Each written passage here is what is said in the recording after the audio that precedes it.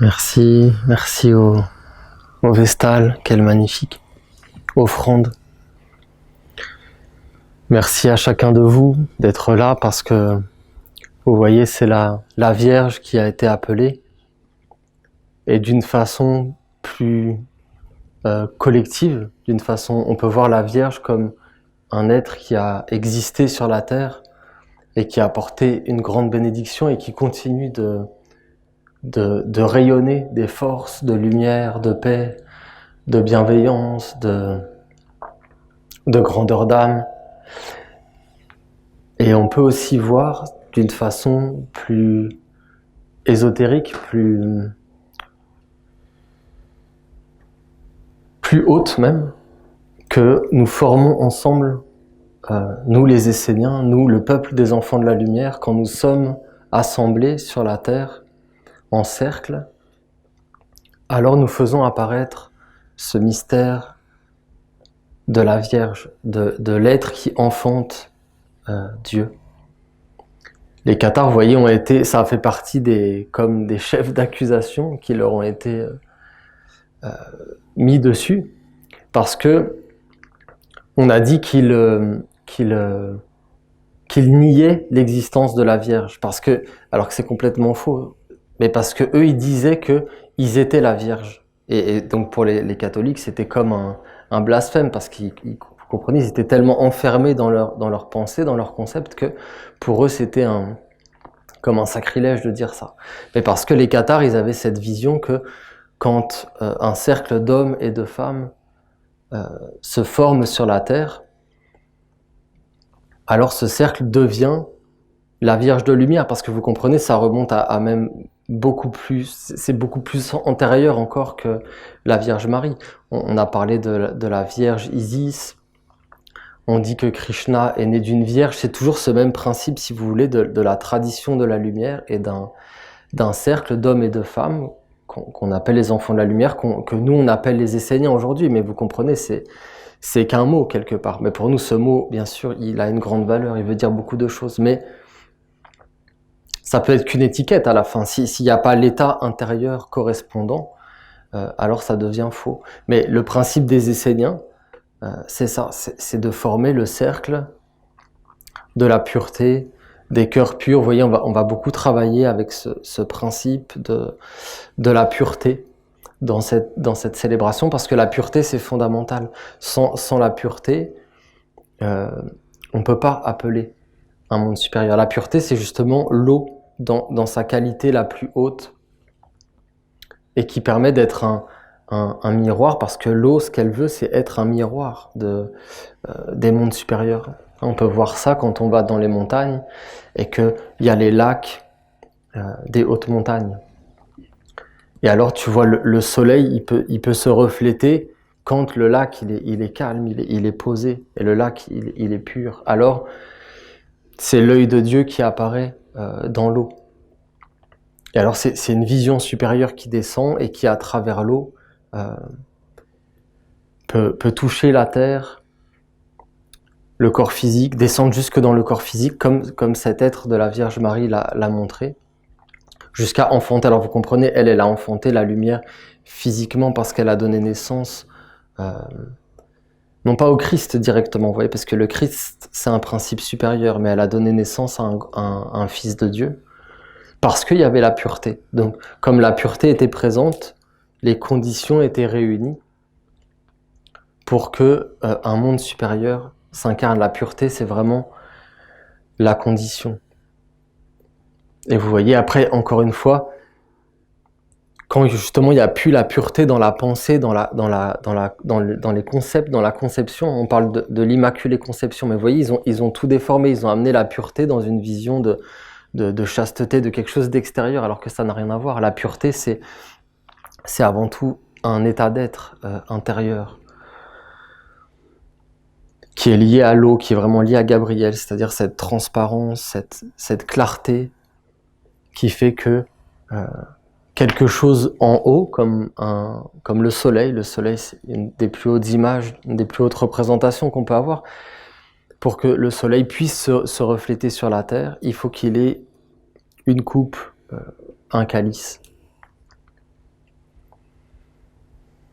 Alors c'est vraiment quelque chose qu'on peut garder à l'intérieur de nous, cette invocation de la Vierge, bien sûr d'être en affinité, en harmonie avec cet être, mais d'être nous-mêmes, vous comprenez, c'est nous qui faisons que Dieu pourra être enfanté ou pas. Pour ça, il faut réunir des conditions bien particulières. Si la Vierge Marie, pas toute seule, hein, si la Vierge Marie, dans le contexte de la communauté essénienne de l'époque, a pu appeler une telle âme et permettre à un fils du soleil de venir sur la terre, c'est parce que il y avait toute une communauté, un peuple d'âmes qui travaillaient depuis des siècles et des siècles, notamment depuis le prophète Élie, plus particulièrement, mais en réalité ça faisait beaucoup plus longtemps, mais c'est lié au prophète Élie, et ils ont mis en place toute une lignée, toute une façon d'être, toute une culture qui fasse qu'il y ait les conditions à travers des villages. Il y avait déjà ce principe des villages esséniens, d'amener toute une qualité d'eau, vous voyez, une qualité de vie. Aujourd'hui, c'est ce que les hommes ils recherchent, vous voyez, ils savent pas où chercher, mais on parle de plus en plus de ça, de retrouver une qualité de vie, parce que on a perdu, on a tellement voulu, on a tellement déifié le corps, on a tellement mis le corps au-dessus de tout que on a appauvri l'âme, on a appauvri l'esprit, on a inversé les choses, on a tout mis pour le corps, pour la mort, pour quelque chose qui s'arrête à la mort. Et du coup, on a appauvri les mondes invisibles. Mais ce qui fait qu'on est heureux, c'est jamais tout ce qu'on aura à l'extérieur. Le bien-être, c'est quelque chose d'intérieur quand on a une certaine qualité, de vie intérieure, une transparence, une pureté. L'archange nous parle beaucoup de ça dans les psaumes, vous verrez qui ont été transmis par l'oracle, dans le travail rempli par le pilier de Gabriel pour la célébration. Il y a beaucoup de psaumes qui nous parlent de ça. On peut vraiment sentir aussi la présence du Bouddha dans les psaumes qui ont été donnés, certains psaumes en tout cas. Il y a vraiment cet être du Bouddha, de la méditation qui est là, qui veut s'approcher, qui veut être avec nous. Mais encore une fois, vous voyez, le Bouddha, faut pas seulement le voir comme un être qui a existé à telle époque. Faut pas regarder le personnage historique.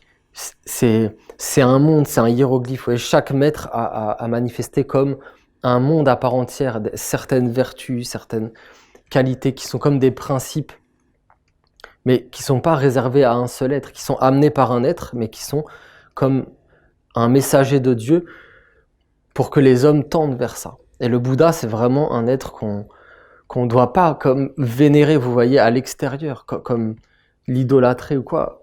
Le Bouddha, il veut qu'on soit un avec lui, qu'on soit le Bouddha, qu'on soit la Vierge, c'est-à-dire cet être qui est posé en lui-même et qui n'est pas dans la convoitise, qui ne cherche pas à être ce qu'il n'est pas, mais qui trouve le bonheur. Il y a tout un psaume là qui est donné dans la célébration, magnifique psaume là-dessus, sur trouve le bonheur dans ce que tu es. Va pas le chercher, va pas commencer à chercher à convoiter la place de ton voisin, même dans la nation essénienne, hein, c'est des choses qui peuvent rentrer, parce qu'après c'est quoi? C'est la jalousie qui va arriver, c'est le mécontentement, c'est de regarder l'autre, mais on te demande pas de regarder l'autre. Il est demandé à chaque Essénien de se connaître lui-même, c'est un principe fondamental. C'est la mère qui veut nous conduire vers ça, c'est le chemin du Bouddha,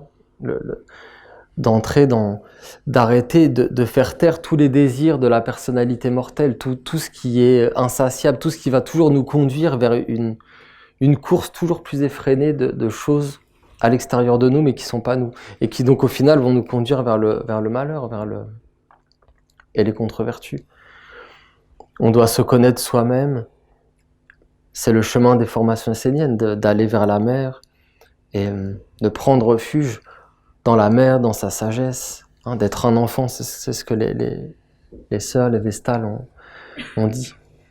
D'être un enfant, vraiment si les hommes ils pouvaient retrouver cet état d'être, hein, d'être un enfant, même, on parle de parents de la lumière, nous dans la nation essénienne, mais même un parent, il doit toujours être un enfant de ses parents qui seront toujours ses parents, c'est-à-dire Dieu.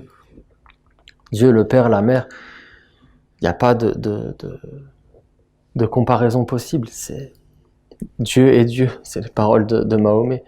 Dieu seul est Dieu, Dieu seul est grand. Et c'est Dieu qui doit nous conduire dans sa sagesse. Et aujourd'hui, par la nation essénienne, on a tout un chemin qui a été donné pour qu'on puisse retrouver ça. Parce qu'aujourd'hui, il y a tellement de choses qui accaparent les sens, l'esprit des hommes vers des choses qui ne sont pas eux, qu'en fait, en fin de compte, il y a une grande souffrance dans l'humanité. Souffrance d'un manque de simplicité, d'un manque de pureté, de clarté, d'évidence, de bon sens, des vertus assez simples en réalité, qu'il faut retrouver.